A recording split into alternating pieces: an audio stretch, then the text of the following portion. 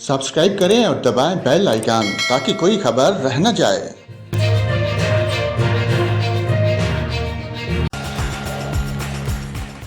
अस्सलाम वालेकुम नाज़रीन, यहाँ पर आपको बताएं महकमा मौसमियात की जानब से कराची में 24 और 25 अगस्त के दौरान कहीं हल्की और कहीं तेज़ बारिश की पेशगोई की गई है। चीफ मेट्रोलॉजिस्ट सरदार सरफराज के मुताबिक कराची में 24 अगस्त और 25 अगस्त को कहीं मुअत्तल और कहीं तेज़ बारिश हो सकती है। महकमा मौसमियात का कहना है कि हवा का शदीद कम दबाव आज से सिंध पर असरअंदाज हो सकता है, जिसके तहत कराची में आइंदा 2 रोज़ में बारिश हो सकती है।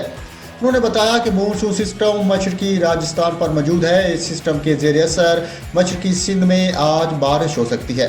चीफ मेट्रोलॉजिस्ट सरदार सरफराज ने यह भी बताया कि मानसून के सिस्टम के ज़ेर असर सिंध के बेशतर मकामात पर बारिश का इम्कान है।